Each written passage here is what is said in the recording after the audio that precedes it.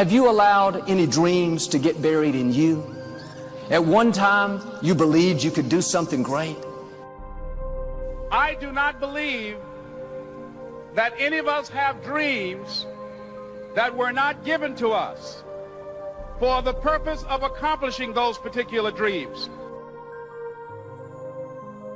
All of us have things that we're believing for, something that we want to accomplish. Deep down, we know it's a part of our destiny. We can feel it so strongly.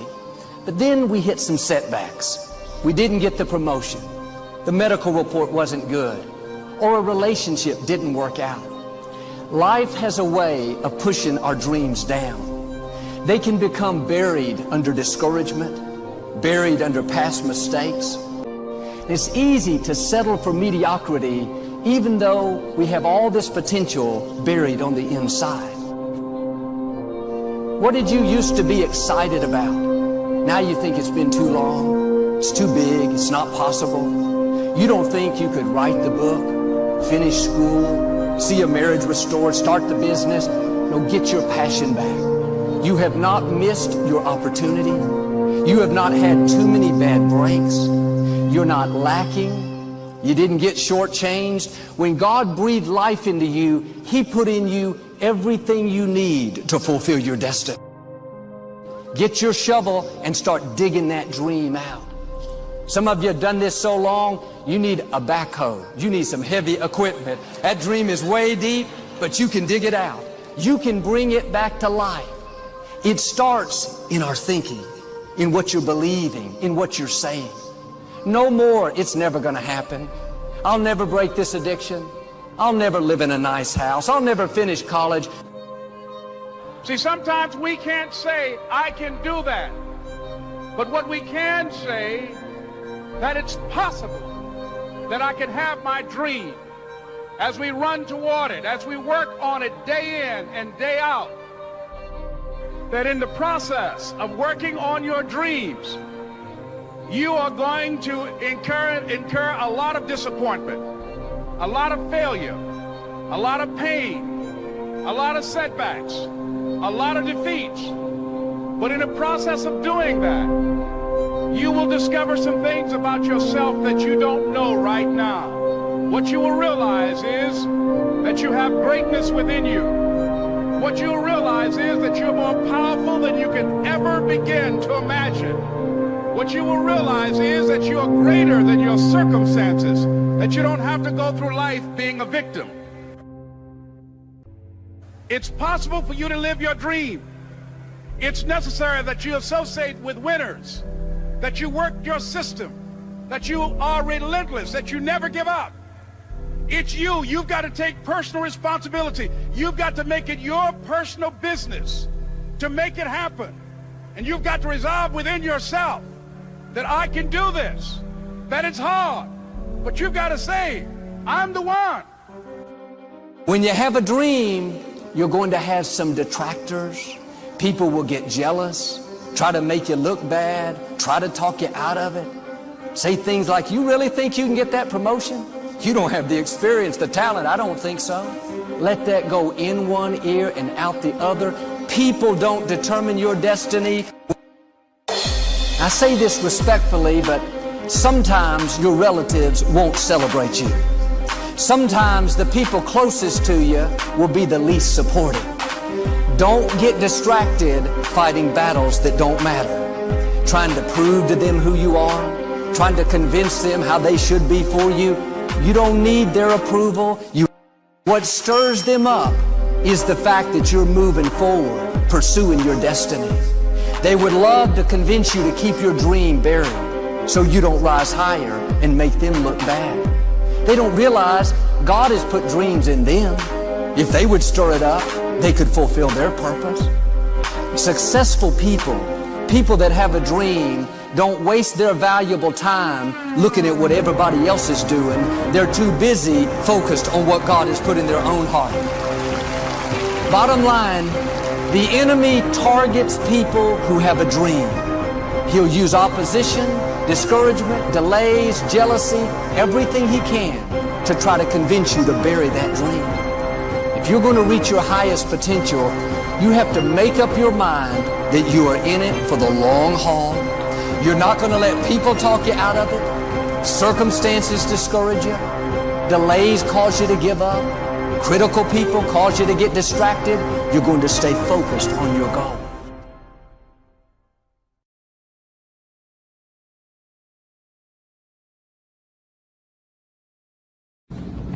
Here's the big challenge of life. You can have more than you've got because you can become more than you are. That's the challenge. And of course the other side of the coin reads, unless you change how you are, you'll always have what you got. I have found in my experience that income does not far exceed personal development. Now sometimes income takes a lucky jump. But sure enough, unless you grow out where it is, it'll usually come back where you are. Life has strange ways.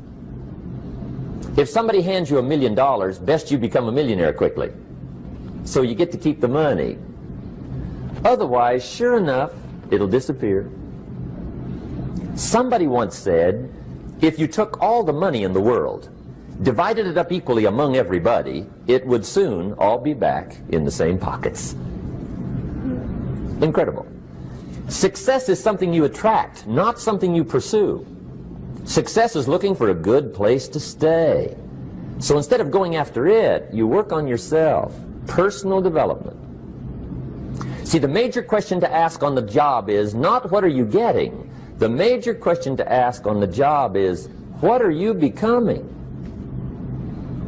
See, the big question is not what am I getting paid here? The big question is what am I becoming here?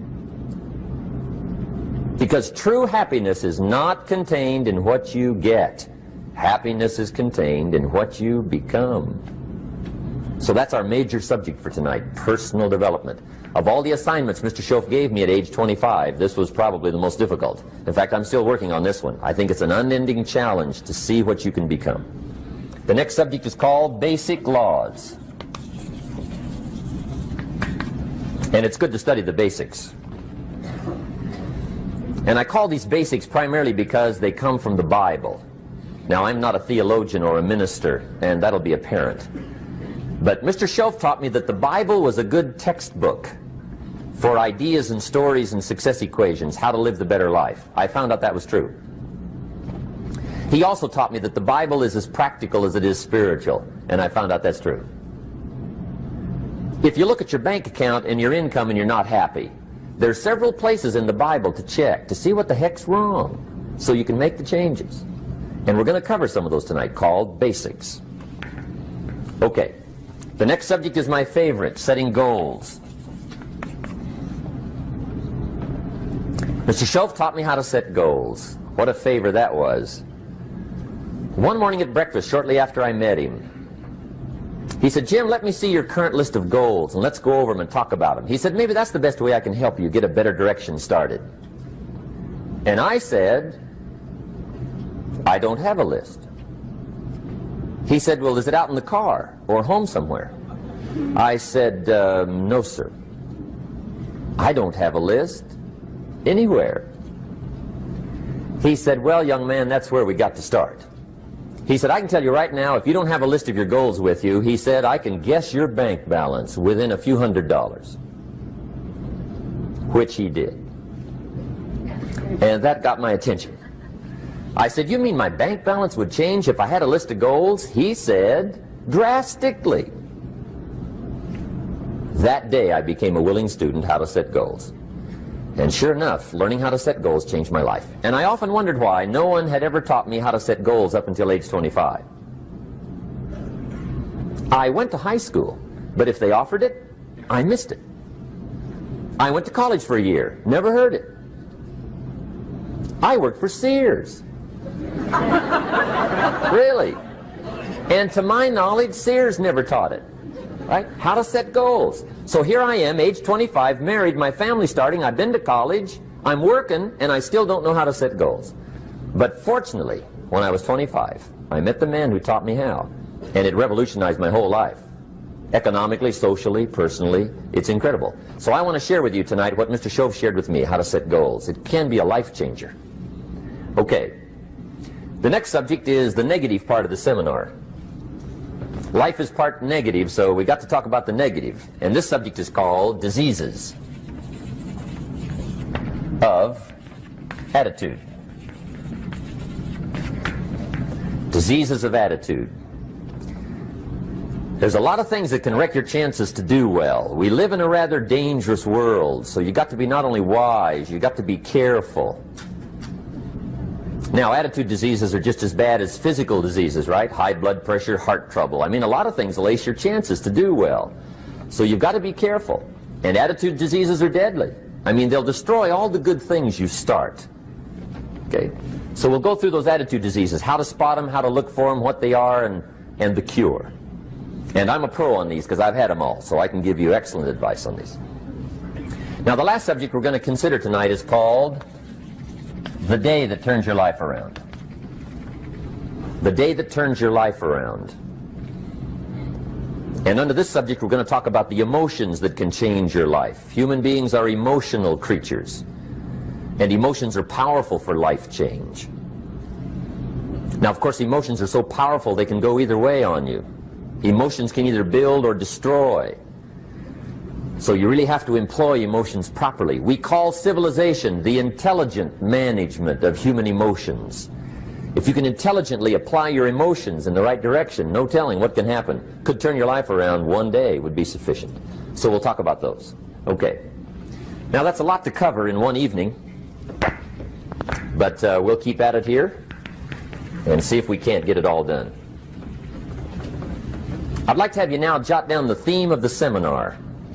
Every seminar should have a theme, I guess. We've got one. It's on some of our literature if you happen to notice it, but if you didn't, for your notes, here it is. The theme of the seminar goes like this: the major key to your better future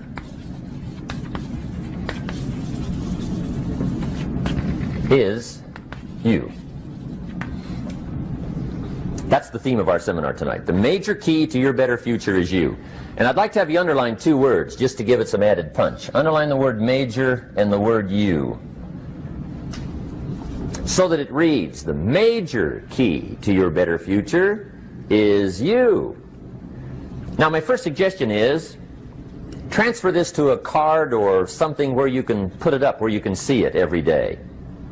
Preferably put it up where you can see it at the beginning of the day, before you go off to put the day together. This is a good phrase just to glance at, to keep in mind as you're putting the day together. It's called the silent seminar. If you'll just let this talk to you during the day, I found it to be tremendously helpful. The major key to your better future is you. For a big share of my life now, I didn't have this one quite figured out. Among a lot of things I didn't have quite figured out. Many things used to puzzle me back in those early days. I used to wonder why two people could work for the same company, one make twice as much money. Now see, that used to puzzle me. And maybe they were the same age, graduated from the same school, live in the same community, work for the same company, with the same products and the same services. They've got the same traffic, the same problems, and one makes $1,000 a month, the other one makes $2,000 a month. Now that was my puzzling question. Why would this long list be the same and the money twice as much? I asked, what's the difference between $1,000 a month and $2,000 a month? And I don't mean $1,000 a month, right? I could figure that out. But what makes the difference? Why would one person do twice as well, 3 times as well? Speaking economically. Now I know there's more than one way to do well. I understand that. But in this little narrow area called compensation, what's the difference? Well, back then, with my faulty thinking, I'm trying to reason it out. I thought, well, maybe time makes some of the difference, right? Some people do better because they have more time. I used to say, Harold ought to be able to do well. He's got a lot of time. If I had all of Harold's time, I could do well. Now, that's got to be dumb, right? Number one, you can't get somebody else's time. A guy says to me one time, he says, you know, if I had some extra time, I could make some extra money. I said, then forget it. There isn't any extra time. Hey, when the clock strikes 12 midnight, that about wraps it up, right? I mean, you can look around the gongs there for a little more, but it's over. You say to the guy, what are you doing? He says, I'm looking for extra time. See, they'll come and take you away, right? There isn't any more time. Now, if you can't get more time, which you can't, what could you get more of that would make a difference in economic results? And here's the key word. Make it a part of your notes. We're going to consider it tonight. The word is value. And I have a little phrase for your notes. Value makes the difference in results. Value makes the difference. You can't get more time, but you can create more value. Now, here's the first lesson of economics. Everybody should learn it from the time they're old enough to understand what a dollar means, how to earn one, how to get one, how to keep one, what to do with it. First lesson of economics. We primarily get paid for value. That's lesson one. Bringing value to the marketplace, that's how you get paid. You don't get paid for the time. I know it takes time to bring value to the marketplace, but you get paid for the value, not the time. Now, since that's true, here's one of the key questions of the evening. Is it possible to become twice as valuable at the marketplace and make twice as much money in the same time? Could you become 3 times as valuable? Make 3 times as much money in the same time? Is that possible? The answer is yes, if. And it's always if, right? Life is known as the big if. Harry Truman once said, life is iffy. How true. And here's the big if we're going to consider it tonight. It's possible to do much better at the marketplace if you go to work primarily on yourself. And that's the theme of our seminar tonight. Learning to work primarily on yourself. People have asked me for the last 24 years, how do you develop an above-average income? And the answer is, become an above-average person. Develop an above-average handshake. Some people want to be successful, they don't even work on their handshake. As easy as that would be to start on. They let it slide, they don't understand. Develop an above-average smile. Develop an above-average excitement. Develop an above-average interest in other people. Develop an above-average intensity to win. See, that'll change everything. Probably one of the most frustrating experiences in life is looking for an above-average job with above-average pay without becoming an above-average person. It's called frustration.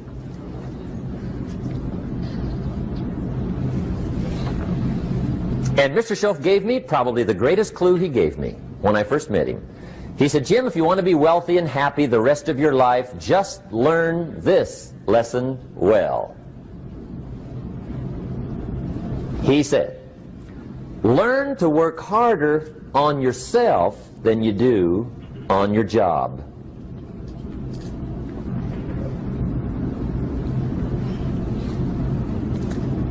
Then Mr. Schoaf gave me probably one of the most important clues among so many things he taught me, but this was in those early days.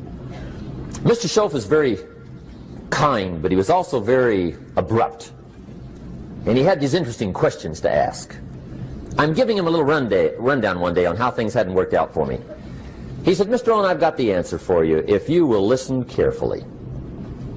And listen carefully I did that day and for the next 5 years. If somebody's wealthy and happy, you gotta listen. He said, Jim, I've only known you a short time. But he said, it's already my honest opinion that for things to change for you, you got to change. That wasn't quite the answer I was looking for.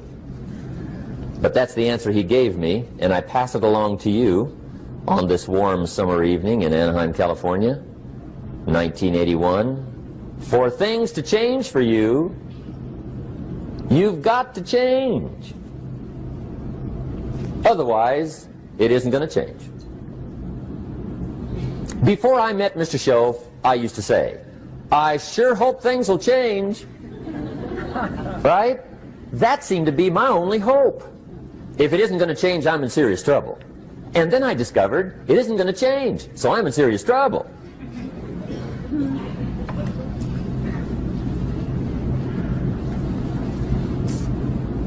See, I can tell you what the 80s are going to be like. You have dropped into the right place. I did a seminar one time for Standard Oil executives and management in Honolulu. And we're having a conference one day around this big conference table. And one of them said to me, Mr. Rohn, you know some fairly important people halfway around the world. What do you think the 80s are going to be like? I said, gentlemen, I do know the right people. I can tell you. So they all listened very carefully. And I said, gentlemen, based on my wide experience, I can really honestly say to you, in my opinion, in the 80s, it's going to be about like it's always been. Aren't you glad you came? That's inside. I don't pass that around just everywhere. Now, of course, I said that to make a point, but I also said it because it's accurate. It's going to be about like it's always been. It isn't going to change. The tide comes in, and then what? It goes out. For 6,500 years that we know of, recorded history, and probably long before that. So it is not going to change. It gets light, and then what? It turns dark. 6,500 years. See, it's not likely to change. And we're not to be startled by that. If the sun goes down, the guy says, what's happened, what's happened? It means he hasn't been here long, I guess, right? It always goes down about this time. The guy says, well, I don't like that arrangement. Well, you got to talk to somebody besides me, right? It gets light, then it turns dark. In rotation, the next season after fall is what? Winter. Pray tell, how often does winter follow fall? Every year regularly for the last 6,500 that we know of. See, it is not going to change. Now, some winters are long, and some are short, and some are hard, and some are easy, but they always come right after falls. It isn't going to change. Sometimes you can figure it out, sometimes there's no way to figure it out. Sometimes it goes well, sometimes it gets in a knot. Sometimes it sails along, sometimes it gets in reverse. See, that's not going to change. The last 6,000 years reads like this: opportunity mixed with difficulty. That's how it reads. It isn't going to change. The man says, well, if it isn't going to change, how will my life ever change? Answer, when you change. And whether I'm talking to high school kids or business executives, my message is always the same. And it goes like this: the only way it gets better for you is when you get better.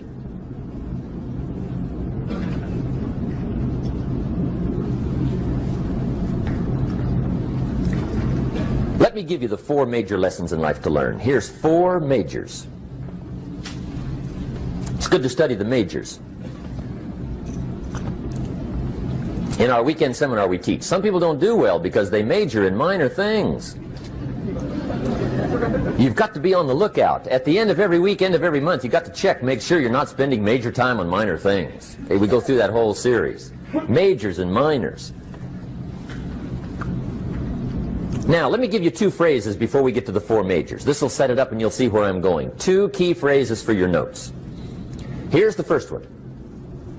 Life and business is like the changing seasons. That's the first phrase. Life and business is like the changing seasons. One of the best ways to describe life, it's like the seasons. Frank Sinatra sings, life is like the seasons.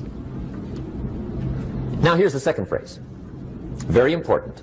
You cannot change the seasons, but you can change yourself.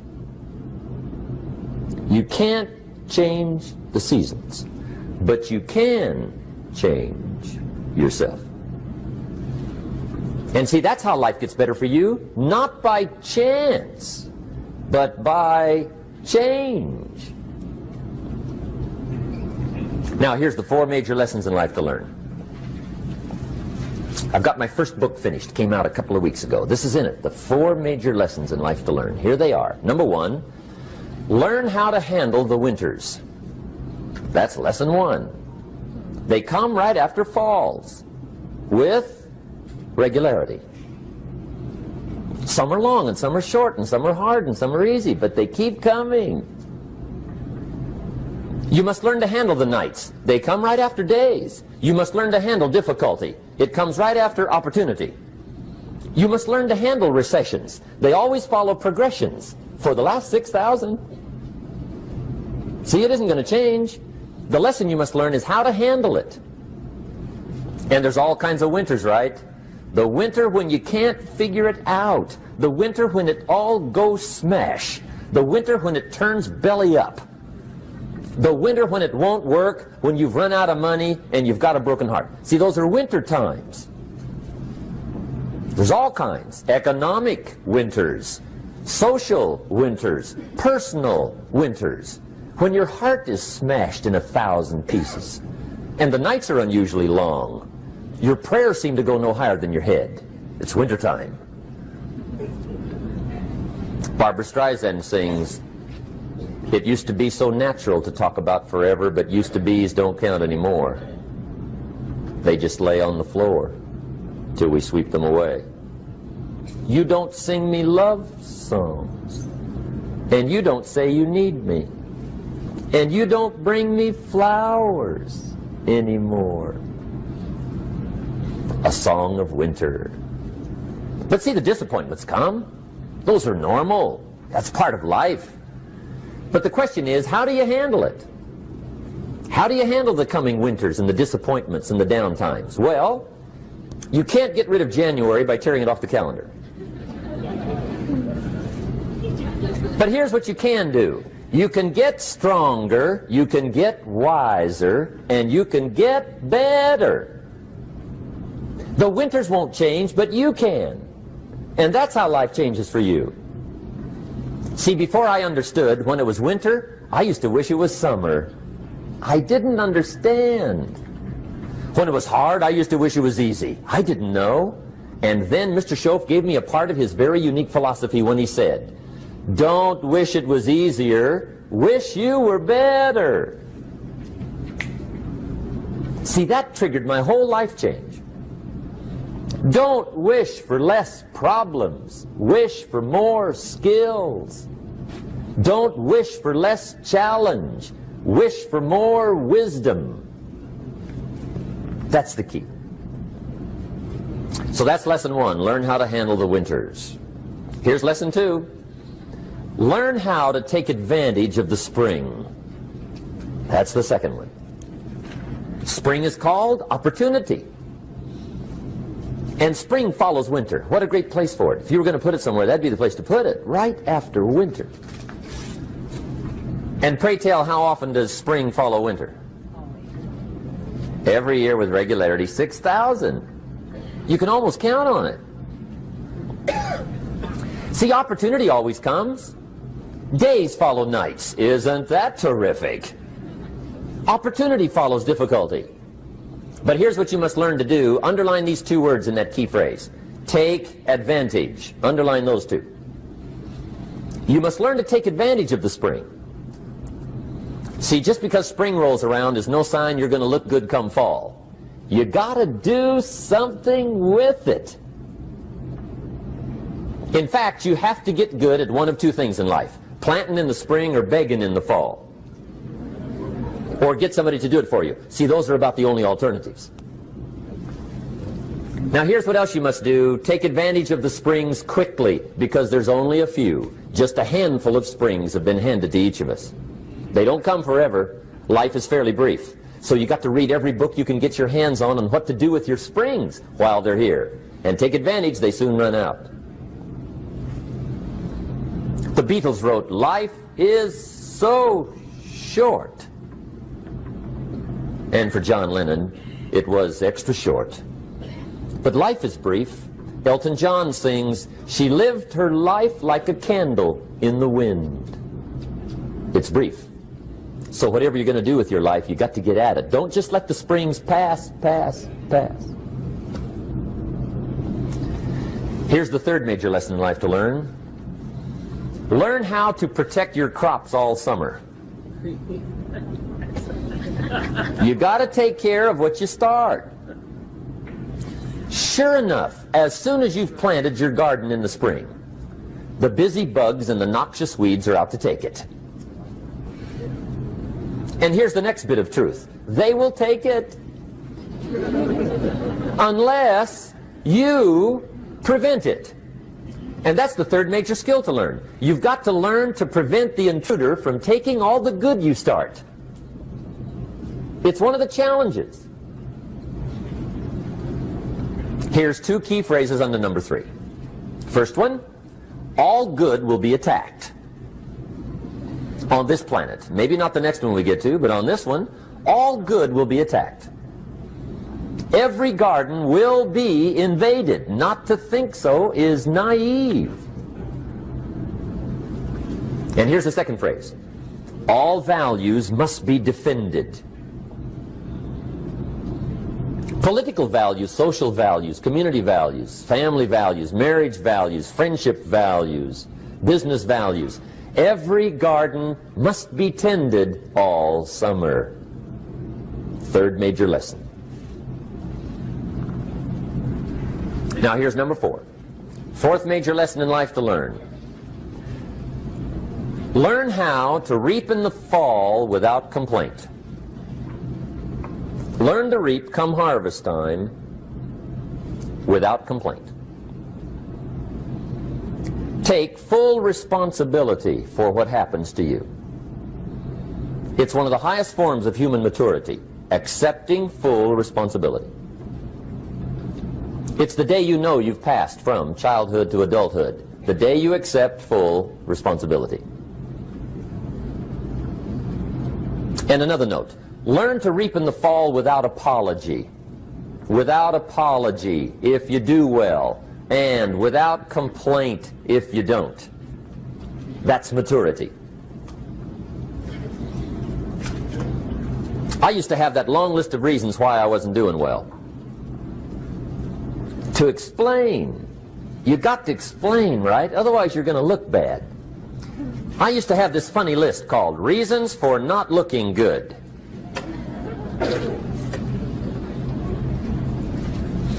I used to blame the government. I mean, you can believe that or not. It was at the top of my list. I had a lecture second to none. The government. That was on my list. I used to blame taxes. Look what you got left after they take everything. And they expect you to do well. That was on my list there. Prices, that one's easy, right? You walk into the supermarket with $20, come out with a little half bag. So I had that on the list. I used to blame the weather. I blamed the traffic. I used to blame my car. I blamed the manufacturers. I used to blame the company. I blamed company policy. I used to blame the training program. I blame my negative relatives. They were always putting me down. I blame my cynical neighbors. They're just selfish, looking out for themselves. Won't loan you money? They were on my list.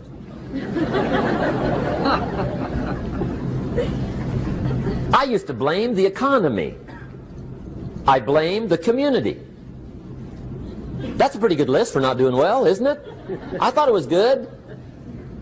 I'll never forget one day, Mr. Schoaf was very kind, but he was also very blunt, and this was no exception. And I'm glad he was blunt. There's a lot of things I'd have missed if he hadn't have been blunt. One day, with sort of a curious look on his face, he said, "Jim, just out of curiosity, tell me, how come you haven't done well up until now?" Excellent question. I thought, well, so I won't look too bad, I'll go through my list. And this list I just gave you, I put that on him. And he was very patient. He let me go through the whole thing, the government, the weather. I went through this whole thing. When I finished, he looked my list over very carefully. He said, "Mr. Rohn, big problem with your list. You ain't on it." How brilliant.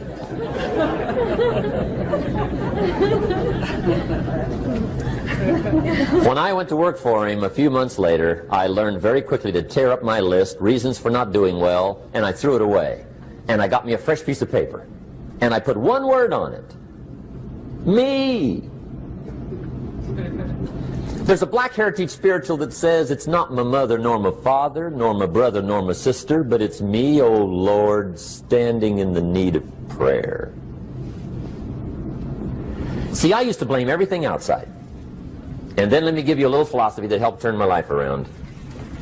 For your notes, here it is. It's not what happens that determines the quality or the quantity of your life. It's not what happens. And the reason is because what happens to about everybody. No different.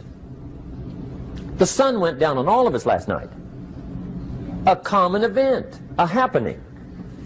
And I found out that the same things can happen to two different people. One gets rich and one stays poor. Why is that? It's because it's not what happens, but rather it's what you do that changes everything. So that's a key phrase. It's not what happens, it's what you do. What happens is about the same. You might put that in parentheses here. Same. What people do, that's what's different. Anything can happen, right? Everything can happen. I've heard all the stories. I've been one of the stories. Hey, we could all tell stories all night long, right? Happenings. Anything can happen. Have you heard of Murphy's Laws? Anybody here heard of Murphy's Laws? Okay, most of you have. Murph had these laws. One of them was, if anything can go wrong, it will. That's one of Murphy's Laws. He was not one of the great positive speakers of the day. But anyway, it's still true though, right? Anything can go wrong, everything can go wrong. For sure. I've fallen out of the sky so many times. Once to the tune of a couple of million. Devastating. Took me a while to survive that one. Now, it wasn't all that much, but it was all I had. Right? I mean, that's when it's much, right? When it's all you got. If you got 3, 2 go, you got 1 left, you ain't looking that bad. But when it all goes, has anybody been there when it all went? Anybody? Come on, the rest of you liars. Go ahead. Hey, we've all been there, right? When it all went. Of course, it used to be a long time ago, right? When you ran out of money, got to 0, you were all through. Heck, now you can whistle right on by 0, right? I mean, they will bury you. That's what they will do.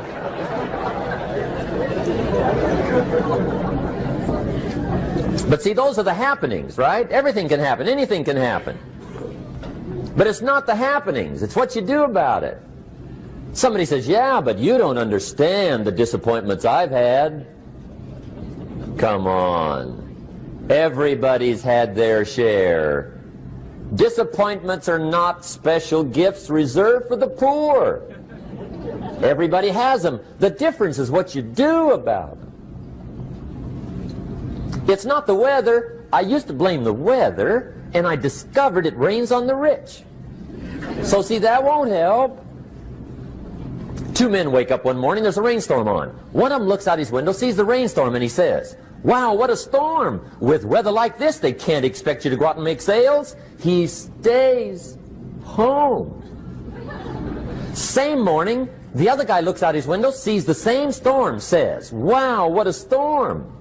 But he says, you know what, with weather like this, what a great day to go out and make sales. Most everybody will probably be home, especially the salesman.